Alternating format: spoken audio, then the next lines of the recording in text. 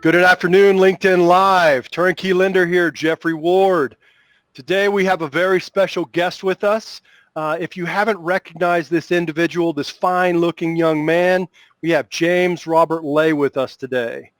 He is the author for Banking on Digital Growth. He's also the founder of the Digital Growth Institute. James, thank you so much for your time today. Jeffrey, thank you so much for having me on this afternoon. I really appreciate it and look forward to the conversation. It is awesome. It is a privilege. It's a privilege and an honor. Yes, sir. So James, while we've got you, I'd like to set the groundwork. So where did the concept for the Digital Growth Institute come from? Well, that's a very long story, one that I'll try to package up in just a couple of seconds. But for the first 10 years of my career, we were doing a lot of digital development, running ad campaigns, sending emails, building websites. And that was it was a great life. But there was something that was frustrating me in the fact that I saw a future and other financial brand leaders weren't seeing that same future. So I re-envisioned the business model to move from, say, the doing of digital to really moving into the thinking, the strategy, and most importantly, the training of digital and digital growth. Because training to me is at the heart of any type of transformation to help the unaware become aware of what those future opportunities are. And so we developed a model to diagnose and to train and to teach around, which would become the foundation of the book that I launched earlier this year.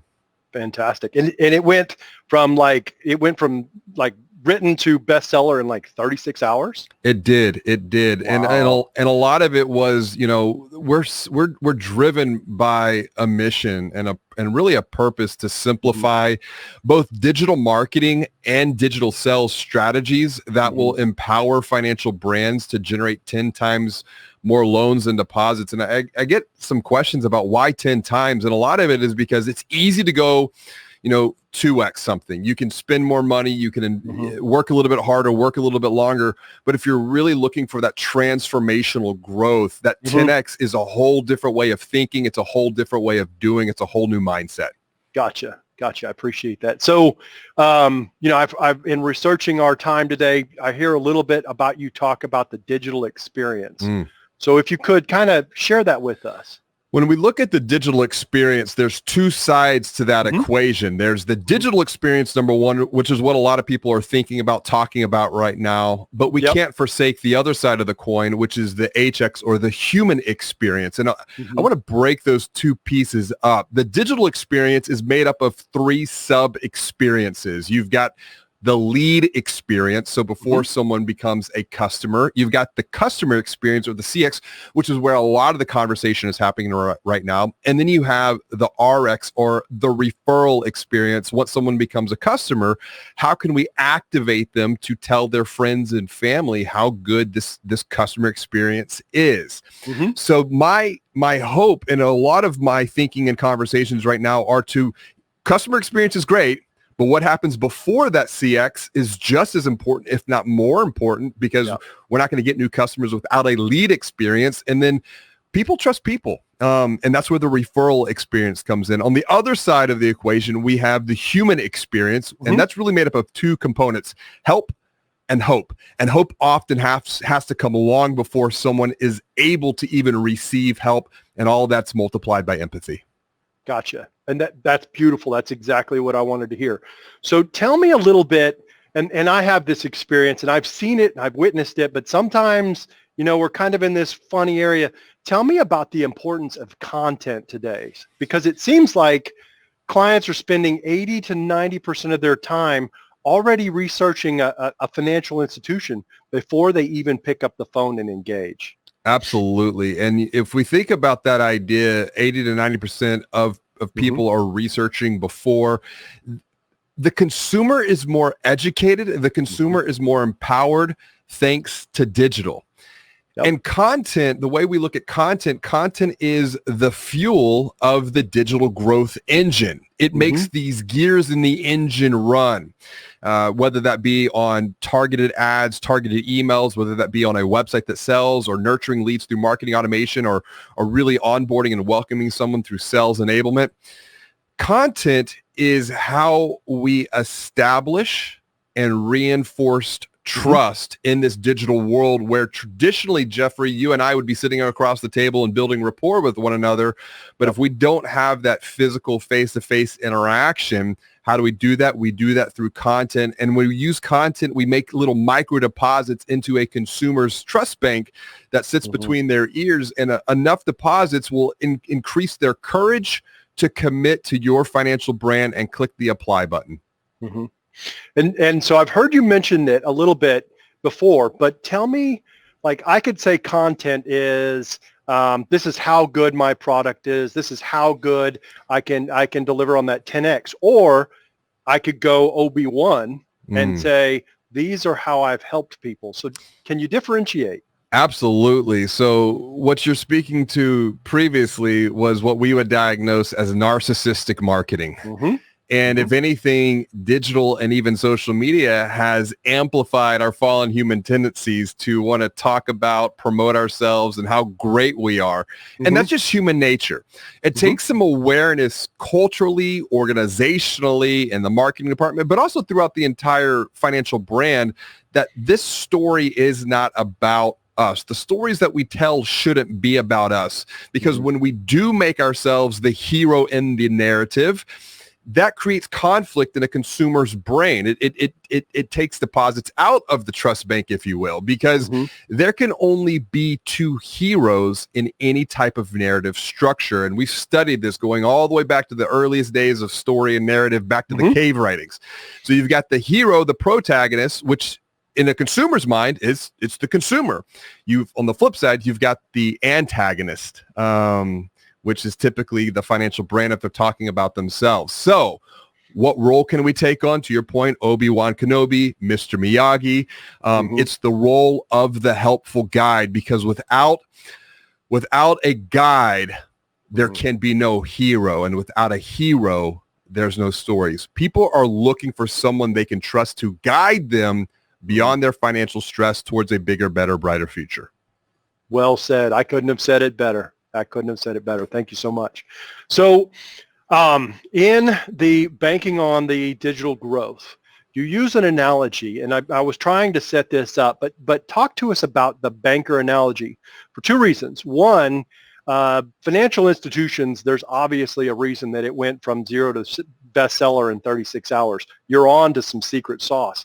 But two, any type of technical company, technology, sales, you name it, should have some type of analogy similar to this, because this is where our prospects, our clients, this is where everybody's at. Yeah. You know, the Banker's Strategy Circle is a thinking model that I developed to help simplify the complexities of the digital consumer buying journey, because simplicity is the only way that in our minds we can escape complexity. And if we go back to that idea of narcissistic marketing, where it's all about us, and narcissistic sales, it's about our product, that's rooted in the past. That's rooted in a marketing and sales model to where it's typically point A driving traffic to point B. And in financial services, some type of broadcast marketing, direct mail, TV, print, radio, driving traffic into a branch location. But the buying journey is more complex, coming back to your point of we have empowered and educated consumers who are looking and educating themselves 80 to 90% of the time before they raise their hand and reach out. And so when we look at all of the different stages on this buying journey, there's an acronym, and that's BANKER, BANCER. And these are the 6 points a financial brand can think and operate around. So let's unpack that briefly. B, build an audience with data. The A is to now, once we have that audience, we can begin to attract marketing qualified leads through very targeted messaging. But the journey is only just beginning, because from there we move to the end. That's where we can nurture these leads with content that builds trust, and automation, because each lead is going to be at a different stage of their journey, progressing at different paces. Yep. Then we move to the C. That's the conversion. And conversion, obviously, in financial services is loans and deposits. But that is only, we're at the halfway point, because now we have to expand that relationship by delighting those account holders and really reinforcing their decision, giving them some positive affirmation. Because then and only then we can finally ask for the rating, the referral, or the review, the R, because now they can tell the world how great their experience has been. And then the cycle just repeats itself over and over and over again. Yep. You know, and I think that's beautiful, right? Like, I've been in sales my entire life, and I can be very good on the phone. And I can call somebody up and I can say, hey, James, guess what? I have the greatest widgets in sliced bread. And if you're not in the market, you know, I may be of value to you, but not right this moment, right? And if I'm broadcasting a story of ways that I've helped people through social media, sooner or later, you're going to have that need. And when you're ready, that's when I'm the resource. You bring up a very interesting point. You said that you've been in sales, you know, for a very long time, and you've seen this transformation happening, and you're aware, and you're transforming your own behaviors and thinking accordingly. When we think about the banker strategy circle, though, it's really three key players internally crafting this narrative, crafting this production. It's not just sales. It's really marketing attracts, sells, nurtures, and converts, and then the service team picks up those new customers and ensures that they have a positive experience, ultimately getting and asking for that rating, that review, that referral. And so traditionally, when we think about marketing, sales, and service, they've been very siloed in these very individualized departments. But now it's like, when we think about the banker strategy circle, we can unify them around a common purpose, and that's to do one thing. It's to help first, sell second, guide people to a bigger, better, brighter future. Yep. That's fantastic. That's fantastic. One of the things I always like to ask when I have thought leaders on the show is that if you were to provide advice or to mentor anybody that would like to get into the digital experience or into leadership, what would be 3 to 5 things that you would share with an audience? That's a really good question. I'm going to tell you the first one: mindset. Taking care of your mind and taking care of the way that you're viewing the present reality, not getting stuck in the present reality. AQ, adaptability quotient, over the next, I'm predicting 3 to 5 years, is going to be a key strategic competitive advantage for, number one, an individual, whether that be someone on the marketing team, the sales team, the leadership team, being able to adapt their thinking accordingly. AQ is going to be far greater than IQ in the age of AI. And so what does that require? It requires to be a lifelong student, to not get stuck in the cave of complacency, and let our future be controlled by our present reality, which our present reality is a lot of times informed by our past experiences, our success. But what got us to where we're at today, particularly in this digital world, will not get us to where we need to go tomorrow. So I think mindset is really critical. I think that the other thing too, looking at this from an organizational standpoint, is diagnostics, assessments, health checks, digitally speaking, looking at where we've been, where we're at as an organization or a team, where we need to go next, and then putting together a plan to make that reality, but not a 3 to 5 year strategic plan, because coming back, the adaptability piece of this, things are changing. COVID has shown us that. COVID has been a peek into what the future is going to look like and what we're going to have to deal with psychologically as leaders. And so how do we do that? we break the world down into smaller chunks. Instead of 3 to 5 years, we look maybe just 12 months. And then we break that 12 months into 90 days. And that's 90 days. That's our focus. And what do we measure? We measure progress, not perfection. And as you and I were talking about before, I think the third point is to reframe, particularly in this industry that is completely risk adverse. We need to reframe how we think about and how we talk about failure, because we will have some failures along this, but failure in digital isn't bad. Failure is the learning that will propel us forward. Failure is the fertile seeds from which new growth springs anew. That's perfect. As you're talking about that, that's getting me thinking about something. And so when we have trade shows, when we used to have trade shows, I was the booth guy, right? And I would grab people and I would give them T-shirts. I'd shake their hands. I'd learn about why they were here, what they're learning about.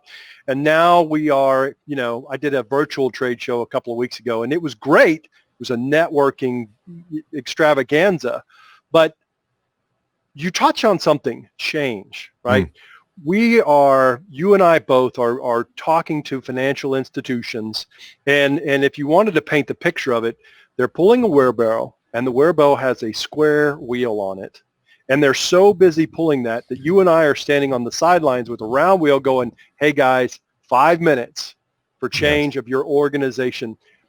Strategically, as a thought leader for Digital Growth Institute, how would you address change? Oh my gosh. So that may not be fair. No, we need to stop talking about change. We just need to stop talking about change. And I'll tell you why. When we talk about change internally at the organizational level, change by human nature puts us in a fight or flight mode. Yes. And so what we need to start talking about is transformation, because if we're looking at change as something that is scary and it elevates our heart rate, and there's been multiple studies that have been done, digital transformation, quote unquote, projects have a failure rate of around like 80%, 60 to 80%. It's because we haven't thought through not the change, but the transformation that needs to happen, not technologically speaking, but from a human capital perspective, the people who have to apply that thinking. If our teams don't understand the purpose, and purpose is at the center of our digital growth blueprint, if people don't understand the purpose, then they're going to start to question, why do I need to change? Why this square is getting me to where I need to go, getting my wheelbarrow to where I need to go. Why do I need to change that? Yes, I'm working harder, but I don't understand the purpose. So coming back, training and education, helping the unaware become aware, providing them with clarity to overcome the fear of the unknown. First and foremost, because when we don't understand what the future looks like, conceptually speaking, in our own mind, if there's not 100% clarity around that, we will typically cling to the things that we know, your square block on that wheelbarrow, whenever there is a better way forward, which is obviously the round wheel. So we look at talking about transforming a person. Because transformation has 4 key elements. You got to transform the self, then transform the team, then transform the organization, because the organization is made up of teams, which is made up of individuals. Once you transform the organization, then and only then can you transform the communities that a financial brand serves. Fantastic. James, such a pleasure, such an honor. I feel like we could go on for the rest of the day. Absolutely. Our audience may stay, they may go. Want to do this again. To our audience, if anybody has any questions for Turnkey Lender, please feel free to reach out. James, if anybody has any questions for James, I'm serious. This guy has his stuff together, not only from a financial institution perspective, but from any type of technology sales perspective, 100%. It's such an honor. Thank you for your time today, ladies and gentlemen. James, until next time. Thank you, Jeffrey. Be well, do good.